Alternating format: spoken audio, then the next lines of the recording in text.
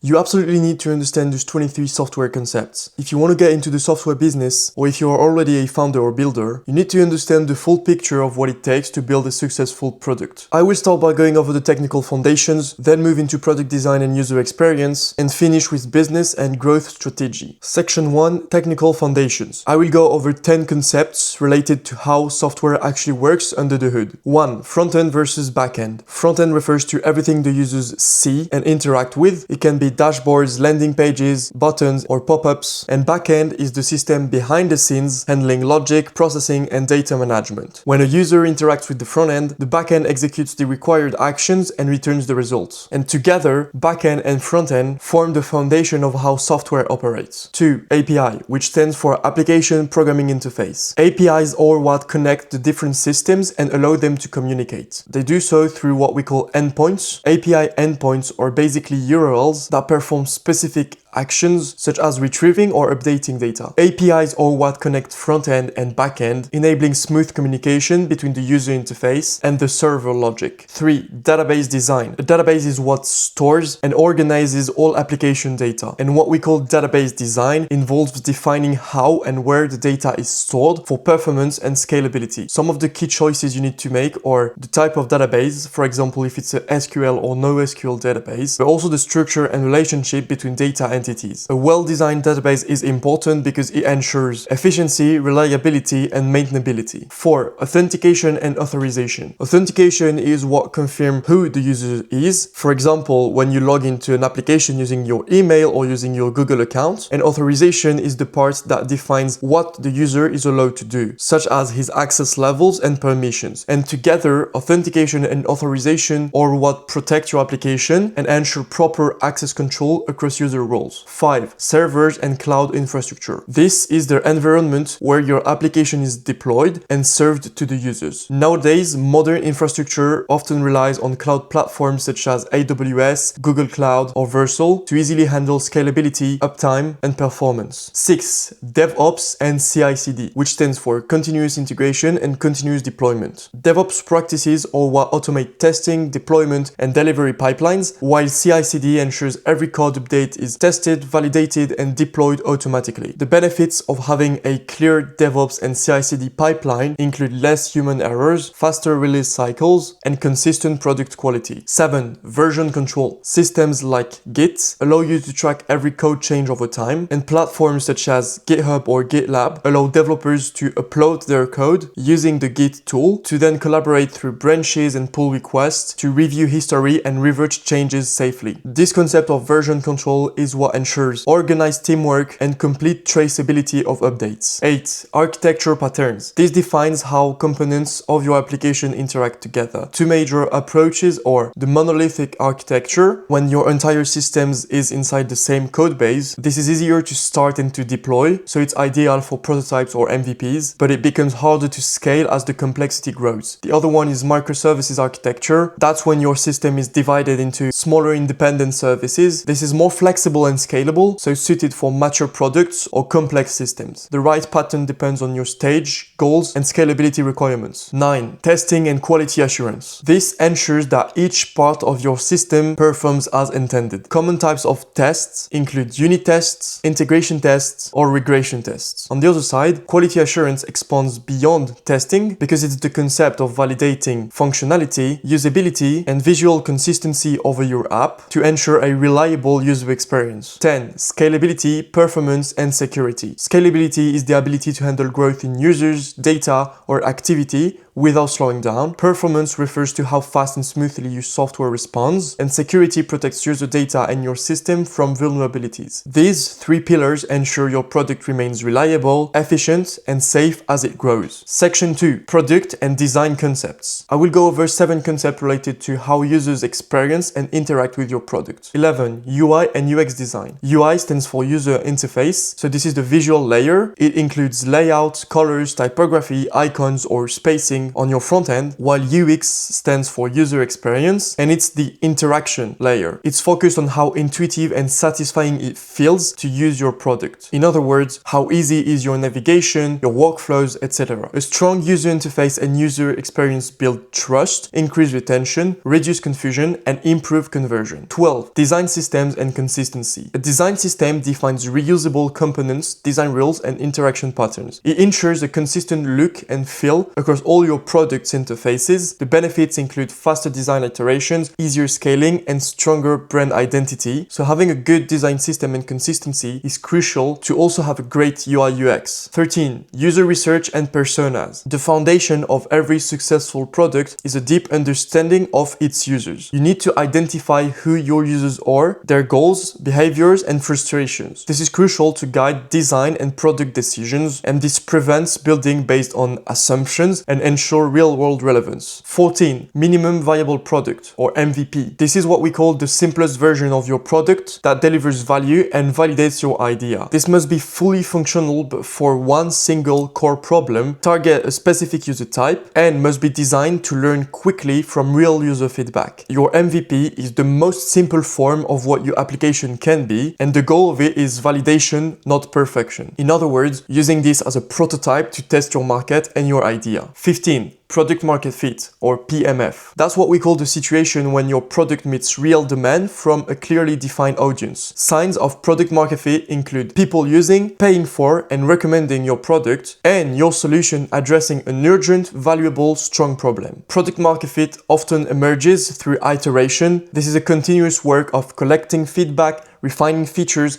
and aligning with true customer needs. 16. Agile and iterative development. This is the concept of building software through continuous improvement. You need to work in short development cycles called sprints. This allows you to learn from user feedback, test hypotheses, and refine the product within each release. Agile methods reduce risk, improve quality, and enable faster adaptation. 17. User feedback and analytics. Every user action, click, session, or review reveals insights. User feedback captures opinions, emotions, and suggestions, while actual analytics measure behavior patterns and usage data. Combining both is crucial because it helps with product improvement and taking data-driven decisions. In other words, you need to listen to your user feedback, whether it's through reviews, comments, or even doing direct user feedback interview, but you also need to combine it with analytics to see some global patterns and usage in your data. Section 3. Business and growth strategies. I will go over 6 concepts related to how your software becomes a sustainable and scalable business. 18. Founder market fit. This is what we call the alignment between the founder's expertise and the market's needs. In other words, is the founder of the software aligned with what he's building? Is it an expertise he has? Is it a niche he knows? Indicators include a deep understanding of the target industry, credibility or network within the space, or a unique insight or advantage that competitors lack. In other words, does the founder have an unfair advantage building this specific software? A strong founder market fit accelerates execution and builds trust with users and investors. 19. Monetization models. This is the strategy for generating revenue from your software. Some common models include subscription, which offers recurring monthly or annual payments and is widely used across software, for example within SaaS. Usage-based billing. This is when your customers pay per usage. Freemium. This is when you have a free tier that attracts users. However, you also have some premium features within paid plans. Lifetime deals. This is when you offer a one-time payment for a permanent access to your software. Of course, you can combine multiple models. For example, freemium is often paired with subscription. And finding the right model ensures balance between accessibility, growth, and profitability. 20. Cost structure and unit economics. This is the concept of understanding the financial mechanics behind your product. The key cost components include infrastructure, development, user-related support, and marketing. And unit economics is the concept of measuring profitability per user. These are metrics such as customer acquisition cost, lifetime value, and direct delivery cost. Strong unit economics ensures sustainable margins and long-term growth. 21. Customer acquisition channels. These are the methods you use to attract and convert users. The main categories include organic channels such as content, SEO, and community engagement, paid channels, for example with ads, partnerships through collaborations, affiliates, or integrations, and product-led growth. This This last one creates an interesting flywheel within your software. It's basically when you have features that encourage referrals or collaboration. In other words, where your users will be required to invite other users to your software to work together or share something. So it's a great situation where your users are actually acquiring new users for you. 22. Retention and churn. Retention is the percentage of users who keep using your product over time, and churn is the percentage of users who stop. High retention indicates that your product is delivering a great value. To improve retention, you need to identify and address the pain points causing churn,